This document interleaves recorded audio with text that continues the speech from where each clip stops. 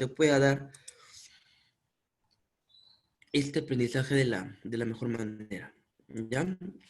Entonces vamos a continuar con lo que es la farmacología del sistema, bueno, no continuar, sino tenemos un nuevo capítulo, ¿no? Tenemos un nuevo tema. Hay que recordar que estamos en la semana 6, ¿cierto? La otra semana es la última semana de clase, y de ahí la que sigue es el examen parcial, ¿ya? Entonces nos faltaría un tema más y entraríamos netamente a lo que es la parte del examen, ¿no? Que a todos nos interesa. Ok, jóvenes, ¿estamos bien? Entonces iniciamos la clase de hoy día. ¿Le parece? Hoy día vamos a hablar de lo que es la farmacología del sistema renal. Vamos a hablar de la farmacología del sistema renal. No, del sistema gastrointestinal, disculpen. Ya ve, ya me estaba emocionando ya. Profe, Ya ve. Uy, sobra. No rasquen nomás, no rasquen de mí, por favor. No rajen porque yo sí soy bien resentido, yo sí me voy. Yo sí me voy. Yo No, Sí, sí, te recomiendo su clase, vamos No, a decirle. no, profe, esté bueno. sí, yo sí soy bien profesor, resentido. lista, usted es vaya didáctico, hermano, profe, usted es didáctico. Yo sí soy, Dinámico, yo profe. sí soy bien rajes, profe, no nostálgico. rajes, son detalles, nada más. Me, Resentido. me gustó tu percepción, detalles. Claro, Muy, profesor. muy, muy Detalles, sutil, muy elegante. Muy fino, muy claro. fino. Muy fino. A ver, ya me estaba emocionando. Farmacología del sistema gastrointestinal. ¿Ok, jóvenes? Así como hemos hablado la semana pasada, ¿qué hablamos la semana pasada? ¿Se acuerdan? ¿De qué sistema respiratorio, cierto? ¿Se acuerdan, sí o no? Sí, profesor. Lo que son los broncodilatadores, los antitusígenos, los mucolíticos y los antihistamínicos, ¿no? Hablamos la semana pasada. Así como hablamos la semana pasada de un sistema respiratorio, ahora en la parte gastrointestinal vamos a hablar netamente del sistema digestivo. ¿Ok? Y acá hay algo muy interesante y se lo quise poner así literalmente porque quiero analizar más que nada este párrafo que nos dice que el aparato digestivo reduce los nutrientes de la dieta o formas que las células pueden absorber y usar para producir ATP generando tejidos. Si yo lo leo así literalmente, yo creo que nadie me entiende, pero vamos a interpretarlo. Yo creo que el sistema digestivo, una de las principales funciones, y ahora recordamos lo que es fisiología, eh, es, ¿no? La digestión, la absorción de nutrientes, ¿cierto? ¿No? Para que ese nutriente o vitamina o proteína, como queramos llamarlo, una vez absorbido a nuestro cuerpo, sea de vital importancia, sobre todo para producir lo que es energía, ¿no? Energía inmediata, o en todo caso, una energía que se puede almacenar en el gran almacén que tenemos, que es el hígado, ante cualquier eventualidad, ¿no? Eventualidades como, por ejemplo, un día de repente, aquí no le ha pasado de repente en el colegio, ¿no? Que tenemos que llegar temprano, 7:30, 7 de la mañana, a formar, sobre todo lunes, a veces nos levantamos tarde de la pereza del fin de semana y muchas veces nos íbamos sin tomar desayuno al colegio, ¿cierto? O a la misma universidad, por el trabajo, qué sé yo, salir de un lugar a otro lugar y muchas veces no tomamos desayuno, ¿cierto? Y peor si hay formación o peor si hay otras quehaceres que no pueden desencadenar otras circunstancias, muchas veces nos dan mareos, hasta ustedes mismos han visto, ¿no? En las formaciones que veíamos antes en el colegio, cuando formábamos, ¿no? Algunos chicos se caían, se desmayaban, ahora sumado esto al sol y otros factores, se puede dar, ¿no? Entonces, le digo eso porque de una u otra manera está entablado lo que es la parte ¿no? de la fisiología del sistema digestivo, ¿no? El sistema digestivo, como les dije, también cumple una función de almacenamiento, de almacenar esa energía, sobre todo para esos momentos, ¿no? Para estos momentos en que nosotros no hemos consumido una energía inmediata, no hemos producido un ATP, un adenosín trifosfato, de forma inmediata que nos va a dar de repente las calorías o las vitaminas o los nutrientes para ese día. En tal sentido, nosotros de una u otra manera tenemos que recurrir a esa glucosa almacenada como glucógeno en el hígado, ¿no? Para que de una otra manera compense el que en el día no hemos consumido los alimentos primordiales para nuestras actividades, ¿no? En tal sentido, eso muchas veces, y el no comer de repente en sus horas programadas, y eso lo sabemos todo personal de salud, al no comer también, no puede pasar la factura, ¿cierto? ¿No? No puede pasar la factura, de repente, sobre todo el personal de salud, Buenas más noches, profesor. propenso, Disculpe. Alfaro, ya, muy bien, presente, ¿ya? presente, Gracias. muy bien, No le Alfaro. disculpe, profesor, perdona, el tren no le dejó. Pepe Lucho, deja. Entonces, muchas veces, como lo estoy repitiendo, ante estas circunstancias, nuestro estómago y nuestro sistema digestivo va a pagar de repente las creces de ello, ¿no? De repente de no almorzar, de no tomar un buen desayuno, ¿no? Y de una otra manera puede ir debilitando, ¿no? Las paredes del estómago, entre otros factores. ¿Ok, jóvenes?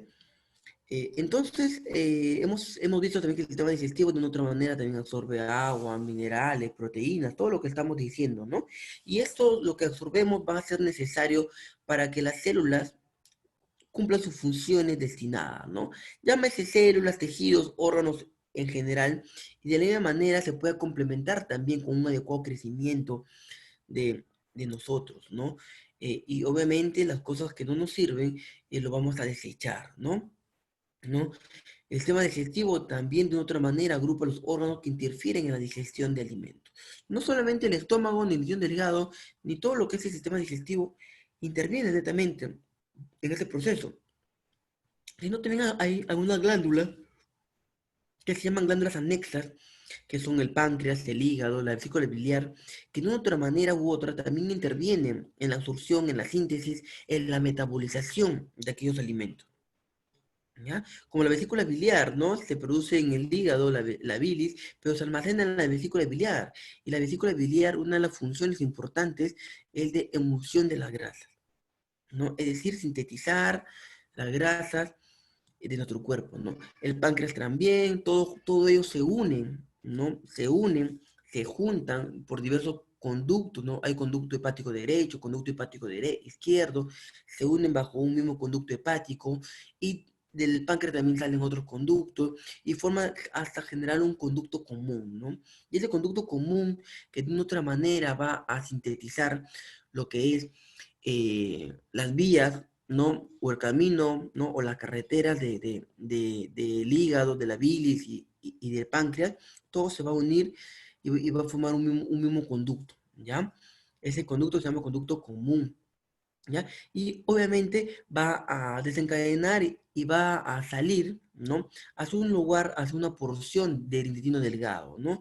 Que se llama duodeno, ¿no? Que es la segunda porción, va a salir mediante una ampolla que se llama ampolla de Vater y dentro de esa ampolla se encuentra un esfínter y ese esfínter se llama esfínter de Oddi, ¿no? Es solamente para recordar un poquito de anatomía, ¿no?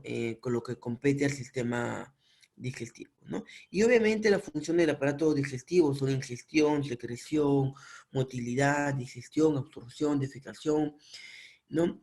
Entre otras factores, ¿no? Acá cuando hablamos de túnica de tubo digestivo son las mucosas. Los jóvenes túnicas son como capas, ¿ya? Es como decir las capas del tubo digestivo, ¿no? ¿Qué tenemos? Mucosa, submucosa, eh, una mucosa muscular y una serosa, ¿no? Y obviamente que también está inervado. ¿Por qué? Porque tiene que estar inervado, ¿por qué? Porque la inervación o los nervios que pasan, sobre todo los nervios entéricos, son los que le va a dar de una otra manera el movimiento, ¿no? Al intestino, el movimiento natural, el movimiento involuntario, ¿no? Que como hemos visto de repente en anteriores clases, hay un sistema somático, y hay un sistema nervioso somático, y hay un sistema nervioso autónomo. Y el sistema nervioso somático es más que nada involuntario, hemos dicho. Y de la misma manera el sistema nervioso autónomo es involuntario. Nosotros no podemos decir al corazón que deje de funcionar porque es un músculo voluntario. Y de igual forma, para el proceso de digestión, para la absorción o o el último de los casos para la defecación de esas sustancias que no nos sirven o la eliminación, los intestinos necesitan un movimiento, ¿no? Y ese movimiento es lo que se llama el peristaltismo, ¿no? Y ese movimiento peristáltico, de otra manera, es un movimiento involuntario, ¿no? Porque ustedes no pueden controlar ese movimiento. Hacer un movimiento involuntario, alguien lo tiene que inervar, alguien lo tiene que estimular de otra manera, y lo que le va a estimular va a ser el sistema nervioso entérico, ¿no? Y obviamente, como le estaba hablando, el sistema nervioso autónomo, ¿no? Auto viene de propio, ¿no? Es un sistema propio, es un tema voluntario netamente. ¿Ok, jóvenes? ¿Todo bien hasta acá? Profesor, Sí. yo tengo una consulta. Dime. Sí, nos habla de cómo es el conducto biliar, el conducto común. Yo quiero saber el almacenamiento en sí que se da con la vesícula biliar. Cuando esta la quitan, porque este es un almacenamiento, ¿no? Cuando la quitan, quiero saber si altera en algo la fisiología de los lípidos. Sí, recuerdo. Con ustedes siempre, con Víctor se va la voz. Ya. El COVID, el COVID, el El COVID. COVID, creo. El COVID, sí. Ya. Jóvenes, denme un minutito. Voy a tener algo calentito porque, ¿ya? Un ratito, Ya. jóvenes. Denme un minutito. Ya, profe. Voy a tener.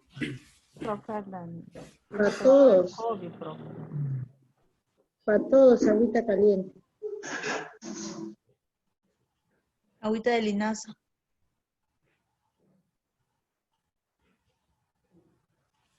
Con limón y tamarindo. Agua de chocolate, profe.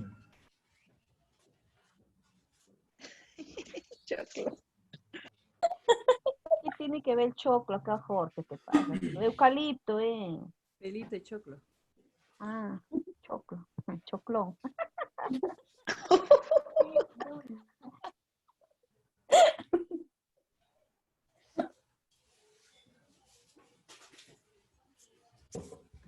Agüita de la selva.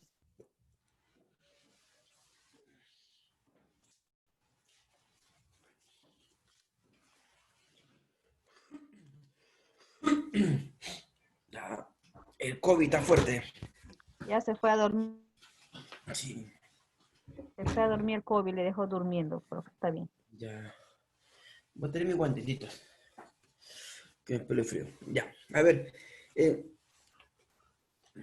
Vamos a hablar esto por acá. El agüita por acá. Ya. A ver, efectivamente, ¿no? Si uno, a ver, el hígado es el que produce la bilis, ¿ya? Y la bilis se almacena en la vesícula biliar. Ahora, hay que ver cuál es la función, cuál es la fisiología de la bilis, ¿ya?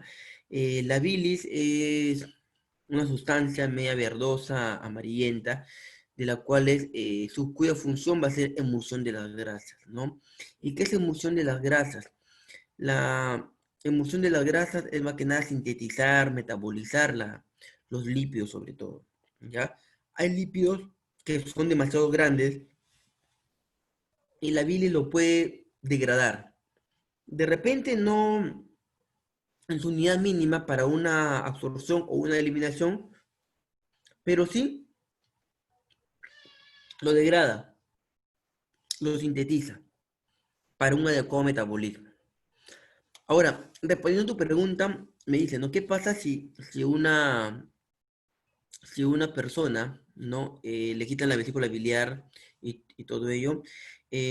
Lo más probable es que tenga bastante dificultad, ¿no? O no sea tan tolerante a las grasas, ¿no? En el sentido de que ya no va a tener puede tener bilis, obviamente porque la vesícula biliar no produce bilis, sino el hígado, pero en la vesícula se almacena, ¿no? Y a través de esos conductos, como le estoy manifestando, eyecta, ¿no? ¿No? O deja salir de la vesícula biliar esa bilis para que cumpla su función. En tal sentido, es bastante perjudicial a aquellas personas que no tengan su vesícula biliar porque el proceso de síntesis, de metabolismo de las grasas es muy paupérrimo, ¿no? Es muy pobre. Entonces, de la cual van a sentir náuseas, vómitos, ¿no? No van a sintetizar adecuadamente esas grasas. ¿Ok, jóvenes? ¿Ya? Entonces, todo nuestro cuerpo tiene una función, ¿no?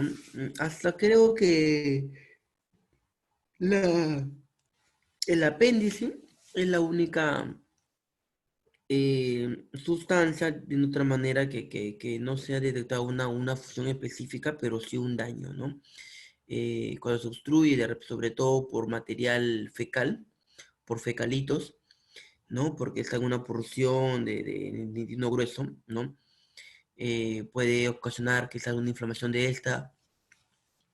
Esto se puede diseminar, se puede irritar, se pueda inflamar y bueno, si no revienta, bueno, solamente quedará en un apendicitis, ¿no? Pero si se revienta, obviamente que ese material fecal se puede expandir por toda la cavidad abdominal y puede ocasionar hasta una sepsis, ¿no?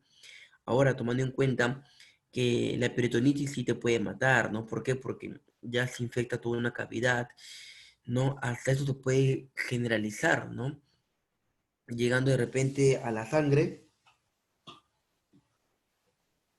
y, y por tal motivo se puede producir hasta una sepsis, ¿no? Eso hay que tener bastante cuidado, ¿ya? En ese aspecto. Ok, jóvenes, Diego creo que levantó la mano, vi por ahí. Diego, ya. Entonces, vamos a seguir, ¿ya? Hay factores agresivos en la alteración gastrointestinal, ¿no? Factores que de una u otra manera van a eh, producir un cambio, de una otra manera, llamando así, en nuestro cuerpo y sobre todo relacionado al sistema digestivo. Por ejemplo, las famosas bacterias, ¿no?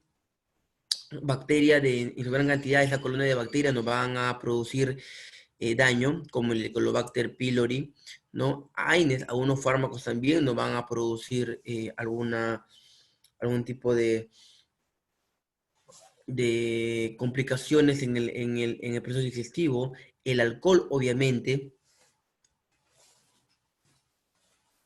el tabaco, factores sociales, culturales como el estrés. El estrés hace que de una otra manera tu cuerpo comience a sintetizar, ¿no? Esa acidez, ¿no? Y que muchas veces cuando el estómago no tiene nada que sintetizar o que degradar, esa acidez va a ir de frente a las paredes de la mucosa gástrica, ¿no? Y va a ir debilitando día a día las paredes, ¿no? Del estómago, ¿no? Y hasta un cierto tiempo puede producirse como una gastritis, unas úlceras, ¿no? Y hay hemorragias también, ¿no? Hemorragias digestivas, no, en este caso no altas, pero sí puede ocasionar unas hemorragias digestivas bajas y todo ello, ¿no? Entonces, hay que relajarnos, sé que la vida es bastante difícil, ¿no? Pero siempre hay que reír. Cuando uno ríe, mueve 36 músculos jóvenes. Cuando uno sonríe, mueve 36 músculos y es bastante interesante, ¿no? Con una simple sonrisa, la gran cantidad de músculos que mueve y a la vez, cuando uno sonríe, eh, segregamos y eyectamos o estimulamos o producimos algunas hormonas que nos dan la sensación de estar contentos, de felicidad, de alegrarnos, ¿no? De estar feliz, ¿no? Entonces, todo el mundo nos hemos estresado en un momento, pero eso que no sea el punto para sucumbir, ¿no? Sino que sea el punto seguido para seguir avanzando y para utilizarlo como motivación para seguir cumpliendo nuestros anhelos y seguir cumpliendo nuestros objetivos. ¿Ok? Obviamente que otro factor también está acompañado con los factores dietéticos, ya que están muy relacionados, los malos hábitos alimenticios. alimenticios, ¿no? Y eso creo que todos nosotros pecamos en ello, ¿no? Podemos tener una dieta de lunes a viernes, de lunes a sábado, pero sábado en la noche comenzamos a pecar, ¿no? Vemos el pollito a la brasa, vemos el chifa, el pollito broster, el Kentucky, ¿no? KFC, McDonald's, Burger King, y se nos olvidó la dieta que hemos hecho de lunes a viernes y toda una semana, ¿no? ¿No? O simplemente nos vamos a la tía Veneno y comemos rico en nuestros agachaditos, como todos nosotros lo hemos consumido, ¿no? En un momento, o me equivoco. O alguien de acá de La Molina, de Surco, de San Borja.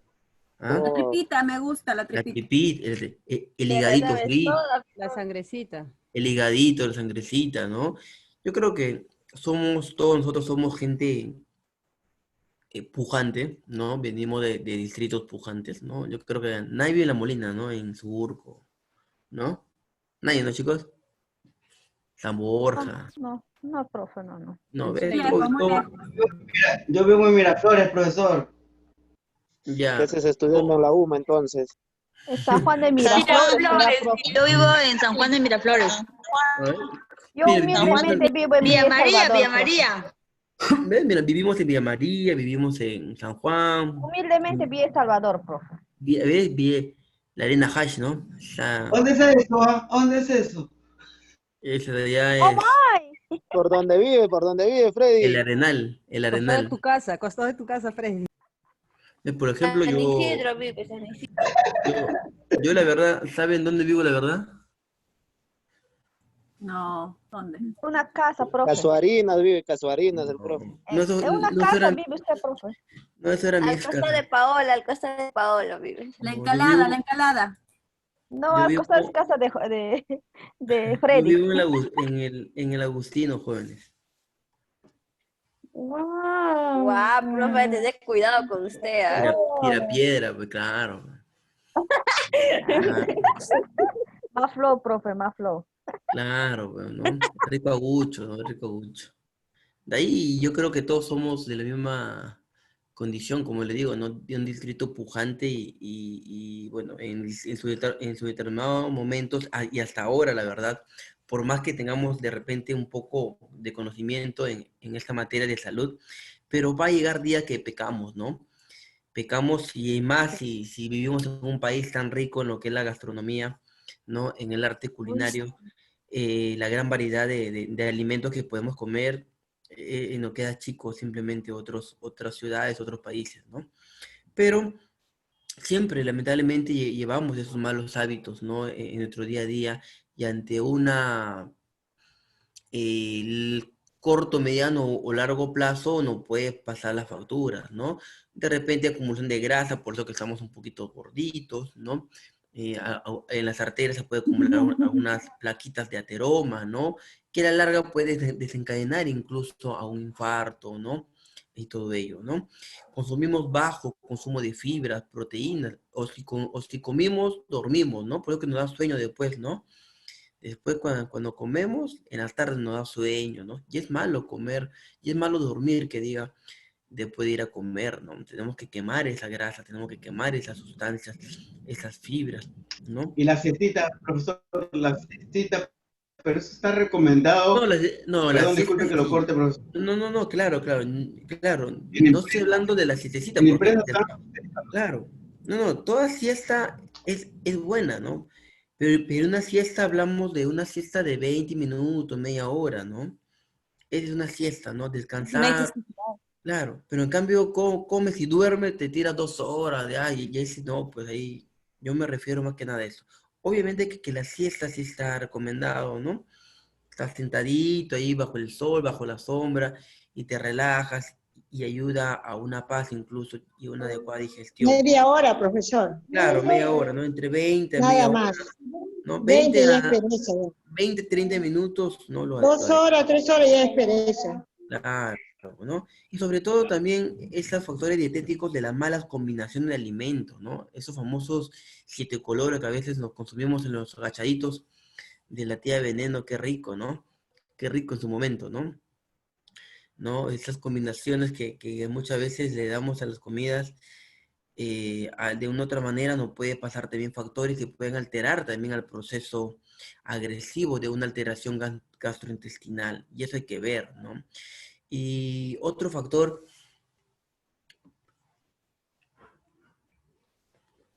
es el aspecto físico, el factor físico, ¿no? El sedentarismo, casi muy poco y peor con esta pandemia, hacemos ejercicio, ¿no? ¿Quién sale a correr? Nadie, ¿no? Todos de repente, bueno, nosotros como profesionales de salud de una otra manera estamos activos, ¿no? Estamos activos para aquí, para allá, corrimos de un lugar a otro lugar, estamos de una otra manera activos. Pero hay otras profesiones que son muy sedentarios, ¿no? Que están sentados, por ejemplo, los abogados, por poner un ejemplo, ¿no? No tengo nada con ellos, al contrario, tengo muy buenos amigos de abogados, pero su trabajo de una otra manera un poquito más sedentario, ¿no? Un poquito más de oficina, los gerentes, secretarios, ¿no? Los Me refiero a contadores, eso, pues. ¿no? No hacen Los que tanto. hacen mayormente la parte administrativa, Claro, profesor, exactamente. Me sentado. quitaste la palabra de la boca, la parte administrativa, ¿no? Para englobar a toda la parte administrativa, exactamente ello, ¿no? Al margen del oficio o profesión que puedan tener, ¿no? La parte administrativa, exactamente, es la que tiene más riesgo de esos factores físicos, ¿no? Factores psicológicos también, ya hablamos en su momento, ¿no? Cuando le dejó Pepe Lucho, cuando le dejó Fiona, ¿no? Tan ansiosos, depresivos, ¿no? Etcétera, etcétera, ¿no? El consumo también de factores fisiológicos nos habla de algunos factores de los consumos de antibióticos, ¿no? Hay medicamentos, como les menciono, jóvenes, que de otra manera son gastrolesivos también, ¿ya? Son gastrolesivos, son hepatotóxicos, ¿no? Y el consumo también excesivo de todas sustancias va a generar también una degradación de la parte gástrica, ¿no? Dado que como va a estar un elemento en el estómago, por necesidad va a tener que salir el ácido gástrico, la pectina o el pectinógeno, uno de los factores, bueno, que se vienen a la mente, que van a producir este proceso, ¿no? De degradación, de síntesis del fármaco en este caso, ¿ya? Entonces, de igual forma, ¿no? La mala hidratación también, jóvenes, ¿no? Nosotros, y no es hidratación, ahora no vayan a salir en la calle y decir, pero ya, vamos a hacerla, ¿no? Hoy día viernes, ¿no? No. La mala hidratación me refiero a que de repente lo que nos pide a nosotros es consumir 8 vasos al día, ¿no? Y muchas veces nosotros no consumimos ni 8 vasos ni 3 vasos al día de agua, ¿no? Nuestras moléculas, nuestras células necesitan agua para continuar también su proceso fisiológico, ¿ya? Hay que recordar que el 60% de nuestro cuerpo es agua, joven, ¿ya? Ese 60% de nuestro cuerpo es agua. Entonces, eso hay que verlo. Los jóvenes. Alergias, bueno, intoxicaciones alimentarias, sensibilidad alimentaria, ¿no? También interviene bastante, ¿no?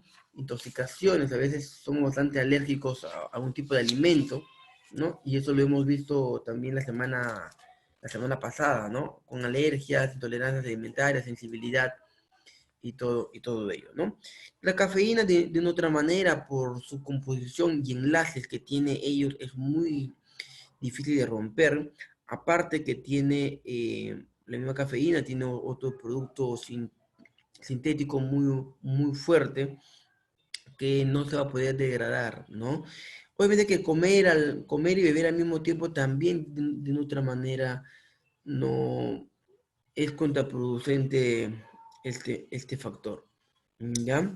Eh, ¿Por qué? Porque de otra manera hay que recordar el proceso fisiológico pues, de la digestión.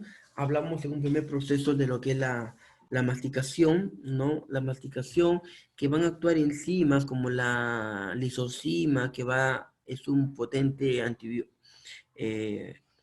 es un potente antibiótico, bactericida, mejor dicho, es un potente bactericida, ¿ya? Como la tialina, que de una otra manera va a ayudar y va a formar el bolo alimenticio y todo ello, ¿no? Que hay enzimas que van a sintetizar, que van a degradar, ¿no? Van a acelerar o van a inhibir un determinado proceso. ¿Ya, jóvenes? Entonces, Entonces, así como todos los sistemas tienen una clasificación, la parte de los fármacos gastrointestinales también tienen una clasificación, ¿no? Y podemos ver incluso varias clasificaciones como los fármacos inhibidores de la secreción gástrica, los antiácidos y protectores de la mucosa, los antieméticos, los emetizantes, los laxantes y los antidiarreicos, ¿no? Y eso es lo que vamos a ver el día de hoy. Ya recuerden sobre todo lo que a mí más me interesa en todo este proceso que ustedes pueden aprender son las clasificaciones, ¿ya? Que ustedes sepan la clasificación y de ahí lo más importante de cada clasificación. Por ejemplo, lo que vimos la semana pasada con el sistema respiratorio, ¿no? Fármacos del sistema respiratorio. Tienen 4 clasificaciones. Broncodilatadores, antitusígenos, mucolíticos y antihistamínicos. La primera clasificación, broncodilatadores, ¿qué es lo que tiene? ¿No? La segunda clasificación, antitusígenos, ¿qué es lo que tiene? ¿No? Todo, ustedes tienen que aprender, y es un método muy eficaz de estudio, aprender a resumir, a clasificar. Y dentro que una vez cuando ya no haya más clasificaciones, quedarse con lo más importante, con el fármaco más importante de cada uno de ellos, ¿no? Por ejemplo, los antitusígenos, ¿no? Hemos visto lo que son fármacos naturales y sintéticos, ¿no? Como la codeína y el dextrometorfano, ¿no? Importante saber cuándo se utiliza una codeína o saber cuándo se utiliza un dextrometorfano, ¿no? Algo por ahí. De igual forma son la clasificación de fármacos gastrointestinales, de la cual que nos refiere que existen fármacos inhibidores de la secreción gástrica. Dentro de esta clasificación, voy a ver si dice acá está ya. Dentro de la clasificación gástrica, de la secreción gástrica,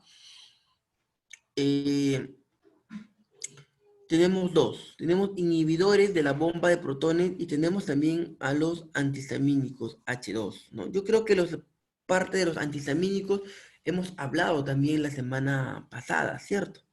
¿No? Pero lo vamos a poder a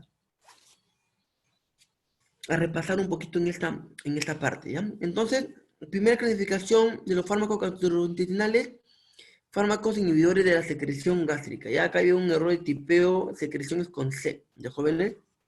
¿Ya? Es un Laxus brutus pajariacus, ¿ya? Qué feo se ve con eso, ¿ya? Error de dedo, más que nada, ¿ya? Entonces, los fármacos inhibidores de la secreción gástrica, ¿qué es lo que nos dicen, no? Una enfermedad bastante común, ¿no? Que va a cambiar todo el equilibrio, toda la homeostasis de esta secreción gástrica, es una enfermedad aciopéptica, ¿no? Resulta de un desequilibrio entre las defensas normales de la mucosa y los factores agresivos que pueden ser endógenos, ¿no? Aciopépticos y exógenos como el Helicobacter pylori, ¿no? ¿A qué nos referimos como que puede ser exógeno? Exógeno, endógeno, nos referimos a algo propio de la misma naturaleza, ¿no? O algo propio del mismo organismo, ¿no? La acidez, el ácido clorhídrico, los pépticos, los péptidos, el pectinógeno es algo propio, son factores propios del sistema digestivo, porque nos va a ayudar, ellos son los que nos ayudan. ¿Y nos ayudan a qué? Nos ayudan a degradar. Justamente a eso nos ayuda a degradar los alimentos, a sintetizar, a ayudar al proceso de digestión. Por eso que se llaman factores endógenos, ¿ya? ¿Y por qué agresivos? Porque así como nos ayuda a degradar, en determinadas circunstancias, por ejemplo, cuando no comemos, ¿no? También se va a tener que, van a salir a degradar el ácido péptico, ¿ya? Por ejemplo, No sé si a ustedes les ha pasado, bueno, a todos creo yo que nos ha pasado que llega a determinado momento, son la 1 de la tarde y el estómago comienza a rechinar, ¿cierto? ¿Les ha pasado o no Sí, les ha pasado? Y la ¿No? solitaria dice. Yo creo que a todos, Sí, ¿no? profesor. Ese rechinamiento es que el sistema digestivo es un sistema bastante horario. ¿Qué quiere decir? El sistema digestivo se prepara y se estimula para tal. En tal sentido de que ellos ya nos avisan que son la 1 de la tarde aproximadamente y es hora promedio de comer y tenemos hambre. Y ese rechinamiento es el inicio de una inhibición o de una secreción gástrica, ¿ya? De una secreción gástrica. Eso ya nos indica que nuestro estómago está preparado, está a punto de secretar, de generar, ¿qué cosa? Gástricos. ¿Y qué son gástricos? Ahí vienen dos factores, ¿ya? Y esos dos factores lo que les voy a decir acá. Hay factores endógenos, es decir, cuando tenemos hambre, cuando comemos o no comemos, ¿qué botamos? Siempre ácidos. El ácido clorhídrico y el pepsinógeno, o la pepsina. Pero sería bueno encontrar un tipo de alimento, ¿cierto? Porque si encontramos un tipo de alimento, el ácido clorhídrico o el jugo gástrico y los pepsinógenos y todo ello se van a entretener con el alimento. El detalle está donde no encontramos nada. Yo les sugiero que cuando sientan de repente, cuando escuchen ese rechinamiento de que pueden tener en el estómago, coman algo. Coman algo para que por lo menos entretengan y engañen al estómago. Caso contrario, se va a eliminar, va a salir el jugo gástrico, no va a encontrar a nadie va a encontrar. Y es ahí, como podemos ver en las imágenes, ¿con quién se va a agarrar? Se va a agarrar lamentablemente con nuestras paredes, ¿no? Se va a agarrar con nuestra estructura anatómica del, del estómago, ¿no? Con ello se va a agarrar, ¿ya? Entonces, hay que tener bastante, pero bastante cuidado en ese aspecto. Y eso se llama factores endógenos, ¿no? Pero así también como hay factores endógenos, hay factores exógenos, que no son propios de un metabolismo principal del cuerpo, sino que están como algo complementario. Exo viene de afuera, ¿no? ¿No? Exo viene de afuera, ¿no? Genos como partículas, ¿no? Como agente, ¿no? Exógenos son agentes externos, ¿no? Y esos agentes externos pueden venir de bacterias, por ejemplo, en una bocanada, por ejemplo, de alimentos, de la tía veneno, cuando comemos nuestros 7 colores, de repente nos tocó una porción gratis de ¿qué? De salmonelosis, ¿no? De yapa nos tocó una porción, una colonia de salmonela. Y al momento de consumirlas, ¿no? Ya esa salmonela ya fue una colonia de bacterias. ¿Ves? Es algo exógeno, ¿no? Es un agente extraño, es un agente externo. Y de igual forma como puede venir las bacterias, los AINES también tienen son bastante gastrolesivos, así es la palabra. Gastrolesivos porque van a dañar, como le mencioné, la parte del estómago, del estómago. Y como podemos ver en la imagen, ¿no? La parte, ¿no?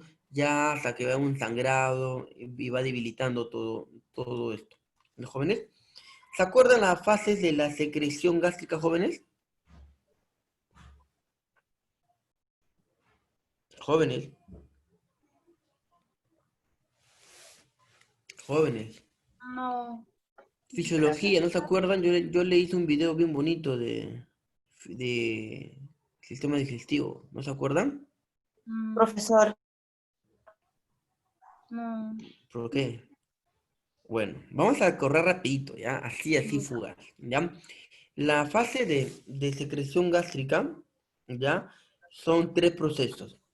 El proceso, el proceso o fase es lo mismo, ¿ya? Son 3 fases, que es la fase cefálica, la fase gástrica netamente y la fase intestinal, ¿ya? ¿En qué consiste cada uno de estas, de estas fases? Por ejemplo, la fase cefálica, va a estimular más que nada la producción de la secreción del jugo gástrico. ¿Ya? Mira, vuelvo a repetir, fases de secreción gástrica son 3. Primera fase, la fase cefálica. Segunda fase, la fase gástrica. Tercera fase, la fase intestinal. 3 fases de secreción gástrica. ¿Ya? Y se lo explico para poder entender un poquito cómo actúa el fármaco en cada uno de ellos. ¿Ya? Fase cefálica, gástrica e intestinal. La fase cefálica, ¿qué es lo que nos dice? ¿O qué interviene, o qué proceso importante interviene acá? Interviene el proceso que va a estimular la producción de ¿quién? La producción de los jugos gástricos, o de los ácidos clorhídricos, como quieran llamarlo. Y la pregunta es, ustedes se preguntarán, y profesor, ¿y quién va a estimular la producción del jugo gástrico? ¿Quién? Ustedes, pues, jóvenes, ustedes que son un gran par craneal. ¿Se acuerdan o no se acuerdan su gran par craneal que son ustedes? ¿Se acuerdan del 10º par? ¿Se acuerdan o no se acuerdan? ¿Cómo se llama el 10º par? ¿El vago? El vago, ¿ve? El vago, suficiente. Es su par favorito, ¿sí o no? Su par favorito, que es el vago, ¿ya? Ese par, que es el 10º par craneal, va a estimular la producción del jugo gástrico. ¿Y qué va a ocurrir con eso? Ya, el vago lo estimula la producción del jugo gástrico. ¿Y qué tenemos? ¿Y qué sensación tenemos? Por ejemplo, ustedes son las 1 de la tarde, están llegando a su casa, abren la puerta de su casa, ¿y qué huelen? La comida de mamá, ¿sí o no? ¿Cierto o no cierto? ¿Se acuerdan? ¿Se perdieron o estoy bien? ¿Sigo? Está bien, profesor. Está bien. Ya. Cuando ustedes sientan esa sensación de olor, de ver, de saborear, cuando a ustedes se le hace agua a la boca, literalmente, ahí comienza la estimulación de ¿quién? De su par querido, ¿no? Su décimo par craneal, el vago. Glándula. Entonces, en pocas palabras, el vago va a producir esa sensación de oler, de olfatear, de ver, de saborear, de una secreción salival, ¿no? Y eso va a estimular ¿a qué? A la producción o a la secreción de ¿qué? De jugo gástrico. ¿Por qué? Porque nos vamos a preparar ¿para qué? Nos vamos a preparar para comer, ¿sí o no? A eso se llama fase cefálica de cabeza, de estímulos, de estímulos, de procesos nerviosos, de pares craneales, ¿no? En este caso, el 10º par craneal, que es el vago, ¿ya? Cefálico, mentalidad, ¿no? Todos los estímulos que tenemos, olfatorio, estímulo, ¿no? Óptico, primer par craneal, olfatorio, el olfatorio que diga el primer par craneal, el óptico, el segundo par craneal. ¿Ves? Todo eso, todo lo que es nervioso, pares craneales, la primera fase. ¿Cómo se llama? Cefálica. Producción del jugo gástrico. ¿Cuál es la segunda fase? La segunda fase es la fase gástrica. ¿Qué va a hacer la parte gástrica? La parte gástrica va a estimular también. ¿Pero qué va a estimular? A la producción de las glándulas pilóricas. Y las glándulas pilóricas, de una otra manera, van a producir células G. Y la célula G va a producir a otra G, que se llama gastrina. Y estas van a activar a otras G, a otras glándulas. ¿Cómo se llaman esas glándulas? Glándulas fúndicas. Y esas glándulas fúndicas van a producir, ¿qué producen? El ácido clorhídrico. Y el ácido clorhídrico va a estimular ¿a quién? Va a estimular a la activación del pexinógeno. Y el pexinógeno va a estimular a la pexina, y la pexina lo que va a hacer es sintetizar proteínas. Por eso se llama pexinógeno, de pepsina, de péptidos. ¿Ya? Viene de péptidos. Y péptido es la unidad los aminoácidos, que es la unidad básica fundamental de la proteína, están unidos mediante enlaces fuertes y enlaces peptídicos. Entonces, aquí sintetiza proteínas. ¿De jóvenes? Eso hace la fase gástrica. ¿A quién estimula? Las glándulas pilóricas. Las pilóricas a la proteína G. La proteína G a la gastrina. La gastrina va a activar a las glándulas fúngicas. Las fúngicas van a producir ácido clorhídrico. El ácido clorhídrico va a activar al pexinógeno. Ese pexinógeno después se convierte en pexina. Y la pexina cumple una determinada función. Sintetizar proteínas. Y punto. Ahí culminamos la fase 2, que se llama fase gástrica. Y después lo que viene ya no sería una fase gástrica, sino sería una fase intestinal. ¿Cuál es lo interesante de repente de la parte de la fase intestinal? Es que estimula la secreción de otra hormona que se llama secretina. Estimula la secreción de la secretina. Y profesor, ¿y cuál es la función entonces de la secretina ahora? Si en la fase anterior el ácido gástrico estuvo estimulado, ¿cierto? ¿Se acuerdan? ¿No? Producieron, la glándula fúngica produjo o secretó ácido clorhídrico, ¿no? O jugo gástrico. En esta fase intestinal no se va a producir una estimulación, sino todo lo contrario. Se va a estimular la producción de la secretina.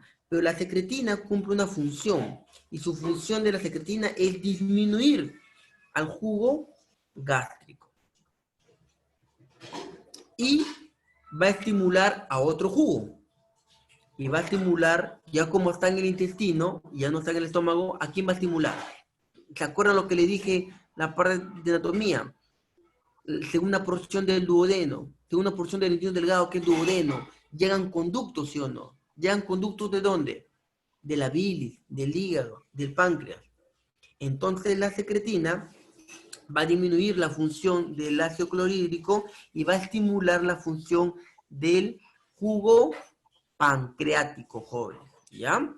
El jugo pancreático va a estimular la producción. ¿Ok? ¿Me dejé entender o chifa? No, sí se deja de entender, profe. Nada de chifa. No hay chifa ahorita. Profesor, yo tengo No escucho. Muy fuerte. profesor, yo tengo una pregunta. Dime. ¿Me escucha? Sí, ahora sí mejor. Ah, ya. Y cuando, en todo caso, estas fases también se cumplen cuando se produce lo que es el jugo gástrico, ya no sea sino por hambre o por antojo, por lo que sea, sino por estrés. ¿También es lo mismo? Claro. Estimulas. Estimula la producción de jugo gástrico. El estrés. El estrés estimula la producción de jugo gástrico y el jugo gástrico es ácido. Por eso que cuando tienes estrés te da acidez. Claro. Y esa acidez, al no encontrar nada en el estómago con qué entretenerse o qué sintetizar, ¿a quién va a sintetizar? A tu pared. ¿Y qué es lo que produce? Una gastritis. O sea, el estrés produce gastritis, sí, efectivamente, el estrés produce gastritis. Y igual, el nervio vago también se encarga de motivar a esto al inicio de la fase. En este caso no. No, el nervio es estimulado por otras hormonas, pero también va al cerebro. Recuerden que la secreción gástrica primero es la parte cefálica. El estrés va a generar hormonas, estimulaciones también. El estrés no está de frente al cerebro, primero al estómago. El estrés se da de frente a ¿dónde? A tu cabeza, ¿sí o no? Tú cuando estás estresado, ¿qué te duele primero? La cabeza. Estás sintetizando, estás generando hormonas. Por eso que la fase, vuelvo a repetir, la fase de la secreción gástrica son 3. Cefálica, gástrica, intestinal. Cefálica, todo lo que puede estimular la cabeza. Una vez que estimula la cabeza, ¿a quién va a seguir estimulando? Al estómago. Y de ahí, al intestino. Esa es la función. Esta es la fisiología, mejor dicho. ¿Ya? Pero generalmente la segunda función, o la segunda fase, que es la gástrica, es la más complicada, ¿no? Porque así tengas estrés, se va a producir gastritis. No comes a tus horas, gastritis. Muchos condimentos, gastritis. ¿No? Factores agresivos endógenos, ¿no? Como estamos viendo, ¿no? El ácido, los pépticos, como hemos visto ahorita en la fase 2, que es la fase gástrica, ¿no? ¿no? Con la producción de esas enzimas. Gastritis.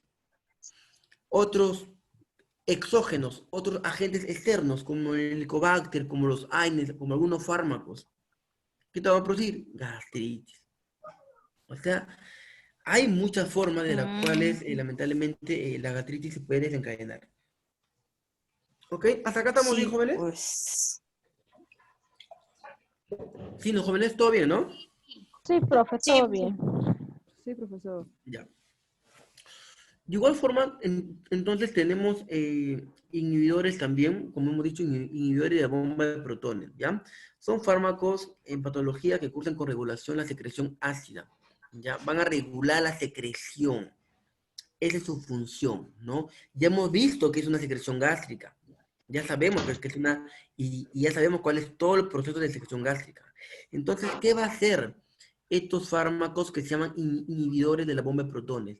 Va a regular la secreción ácida. Es decir, va a regular sobre todo la fase gástrica con la producción de las células fúngicas, que son lo que van a producir el ácido clorhídrico, y es a su vez el pepsinógeno, y de ahí la pepsina, y de ahí sintetizar ciertas cosas.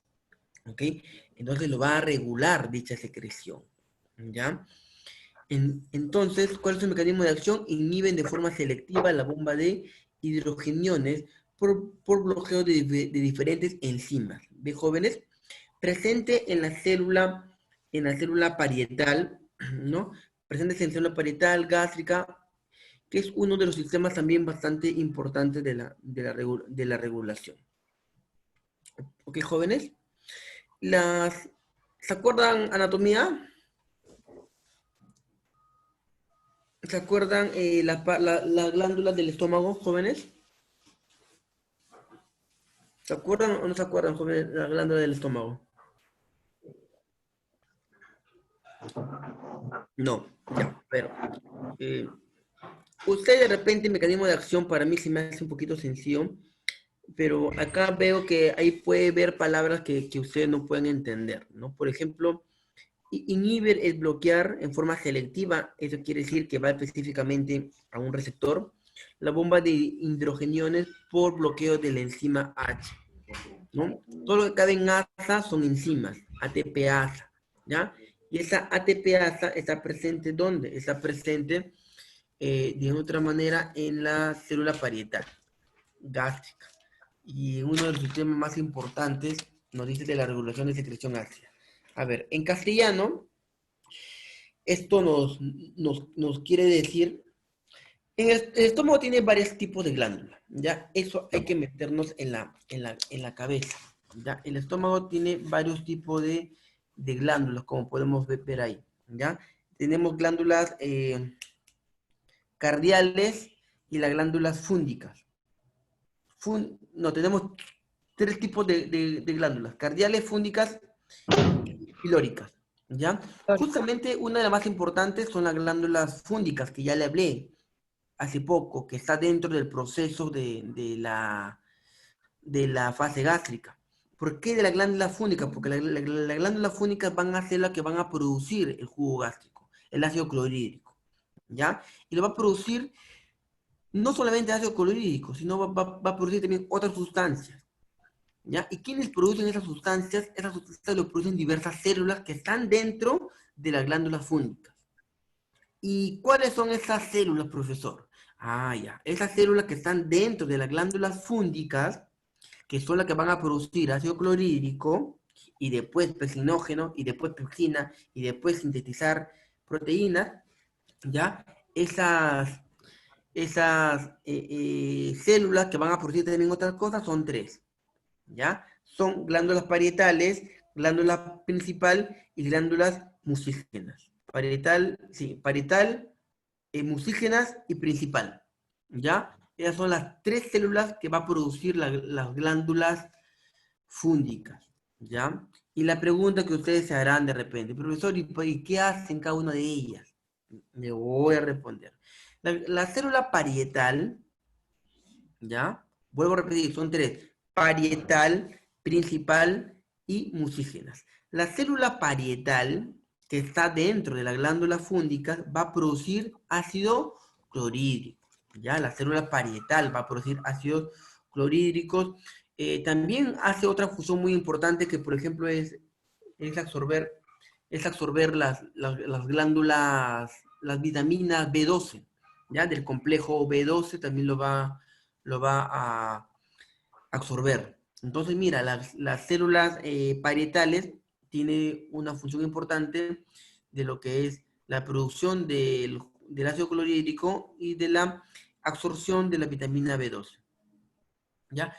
¿Qué otras células hemos dicho? Las células principales. Profesor, ¿y qué hacen las células principales? Ya. Si las células parietales es el jugo gástrico y van a producir el pexinógeno, las células principales netamente es el intercambio, el intercambio de la producción del jugo gástrico hacia el pexinógeno. Ese viene a ser netamente las células principales. Es decir, en castellano quiere decir que las células principales va a actuar en el jugo gástrico para formar al pepsinógeno, ¿ya? Este es un poquito más profundo, me estoy yendo más profundo para que me puedan entender, ¿ya? Célula parietal, tenemos el jugo gástrico y también cumple una función de absorción de vitamina B12. La célula principal va a actuar en el jugo gástrico, ¿para qué? Para la producción de pexinógeno, que es lo que hemos dicho, ¿sí o no? Y posteriormente el pexinógeno va a seguir desencadenando otra enzima que se llama pepsina. Ahí dejémoslo, y la pepsina sirve para sintetizar proteínas. Entonces hemos visto células parietales, células principales, y también queremos ver de repente las células mucígenas. Y ustedes se preguntarán, profesor, ¿y las células mucígenas qué hacen? Las células mucígenas van a producir simplemente moco, ¿ya? Mucus, que es de una parte también que le va a dar una lubricación también a la parte gástrica.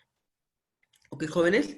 Dentro de estos inhibidores de la bomba de potasio vemos un medicamento, el más conocido, que es el omeprazol, ¿ya? Entonces, volviendo al mecanismo de acción, como nos dice, ¿no?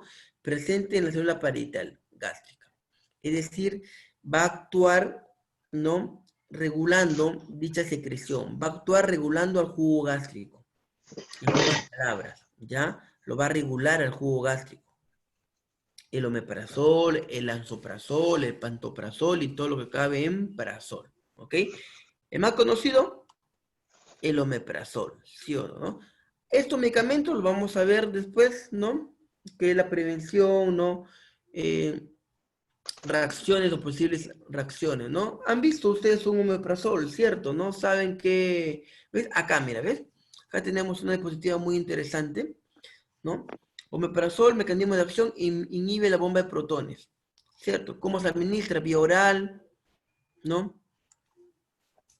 Vía oral, ya tenemos todas las indicaciones. ¿Cuándo está indicado? Sobre todo en úlcera duodenal, úlcera gástrica, gastritis, gastropatía por Aines, esofagitis por reflujo, ¿no? Entonces, cada vez que una persona tiene reflujo, o tiene una gastritis, o tiene una gastropatía por Aines, los Aines son bastante gastrolesivos, jóvenes. Hay que tener bastante cuidado, una mención de un Aines también. Úlceras gástricas, úlceras duodenales, todo ello. Acá sería adecuado dar un omeprazol. ¿Ok, jóvenes? Pero miren ahora la comparación con respecto al pantoprazol, ¿no? De repente, también una úlcera duodenal, pero ocasionada por Helicobacter pylori. Entonces, cuando de repente, si por ahí encontramos de repente también una mala secreción gástrica, que la cual es originada por una bacteria o por una bacteria o por un microorganismo, es más recomendable en este caso usar el pantoprazol, ¿no? Obviamente que el medicamento mucho más comercial, mucho más común en este caso es el famoso omeprazol, ¿no? Que viene de sus cápsulas, presentación, hasta ampollas también viene, ¿no? Para administrarlo en forma endovenosa. ¿Ok, jóvenes? ¿Hasta acá estamos bien? Profesor, consulta. Mire, si el omeprazol se administra por vía oral, ¿no? Y uno lo toma, da más rápido la sensación de alivio, en este caso de un ardor en el estómago, o otro caso es que si se lo administra por vía endovenosa, ¿va a tardar un poco más el efecto o es al contrario? A ver, esta respuesta no tenemos que retroceder un ciclo atrás para responderte. ¿Ya? A ver, este fármaco 2, ¿cierto?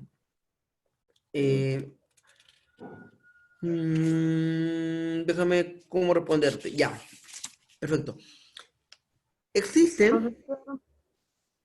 A ver, lo que pasa, tu pregunta es muy buena, pero es una pregunta de fármaco 1. Por ejemplo, en fármaco 1 hemos visto todo un proceso. ¿Ya? Hemos visto dos temas muy importantes que ustedes lo han visto, farmacocinética y farmacodinamia. La farmacodinamia es lo que el medicamento le hace al organismo, ¿no? Es lo que el medicamento le va a causar al organismo. La farmacocinética es lo que el organismo le va a causar o le va a hacer al medicamento. Y la respuesta va por farmacocinética. ¿Por qué? Porque dentro de ese proceso de que el organismo le va a causar o le va a hacer algo al medicamento, tenemos 5 procesos. El famoso LATME: liberación, absorción, distribución, metabolismo y excreción. ¿Ya? Entonces, hay diferentes vías de medición de un medicamento. Una de ellas es la vía oral, otra de ellas es la vía endovenosa. Si administramos el medicamento por vía oral, va a tener un proceso de 2 a 4 horas. Pero durante todo ese proceso, muchas veces, por el ácido gástrico, por la absorción, porque tiene que pasar por el estómago, por el intestino, la capacidad del 100% que tú has tomado una pastilla de repente, cuando llegue a la sangre, en que es el proceso de absorción, ¿ya? Porque el proceso de liberación, tomas el fármaco, se libera en el cuerpo, y uno de los principales objetivos es que se reabsorba. ¿Y a dónde se reabsorbe? Tiene que reabsorberse a la sangre. Todo fármaco tiene que absorberse a la sangre. Y una vez que llegue a la sangre pasa dos cosas. O bien se encuentran algunas proteínas plasmáticas que lo va a agarrar al fármaco y no lo va a dejar salir o irse, que eso se llama fármaco pasivo. O simplemente lo que no se dejan agarrar por esas proteínas plasmáticas van a estar deambulando en la sangre, y una vez en la sangre va a ser mucho más fácil su distribución. Entonces, ¿qué no quiere decir eso? Mientras más fármaco haya en la sangre, lo más probable es que más efecto duradero o mecanismo de acción tenga el medicamento. ¿Ya? Ahora, si consumimos un medicamento vía oral, ¿ya? Tu proceso, recuerden que es entre 2 a 4 horas. Y como te digo, ese 100% que ingresa, muchas veces cuando se reabsorbe a la sangre ya no va a ser 100%. ¿Por qué? Porque ha pasado un proceso digestivo, ha entrado el ácido que muchas veces puede alterar el medicamento, o hay pastillas o medicamentos que están encapsulados y el jugo gástrico lo achicharra y no deja funcionar adecuadamente. Hay infinidad de cosas que el organismo le va a hacer al medicamento. Eso se llama farmacocinética. Entonces, ese 100% en la absorción puede llegar a un 50%, un 40%. Y tomando en cuenta que todavía en la sangre todavía existen otras proteínas plasmáticas que no lo va a dejar irse, entonces va disminuyendo su acción. En comparación de repente a un proceso o una vía endovenosa, ¿no? Que prácticamente tú estás vertiendo el medicamento a la sangre. Entonces tú prácticamente vas a tener más probabilidades que ese 100% de repente 10 o 20% solamente sean atrapados por la proteína plasmática, y el 80% o 90% pase libremente al lugar, que es el mecanismo de acción, al lugar donde tiene que ser el efecto del medicamento. Y por lo tanto, si llega a su acción o a su receptor y hace su mecanismo de acción, lo más probable es que tenga un mejor efecto terapéutico, tenga una mejor acción terapéutica. Y puede hacer incluso que sea mucho más prolongado, ¿ya? Esas son las diferencias de repente de cómo de fármacos vía oral, endovenosos, todos pasan por el proceso, pero hay diferentes vías de cómo lo pasan. ¿Ya, jóvenes? ¿Me dejé entender o no? No. Muy bien.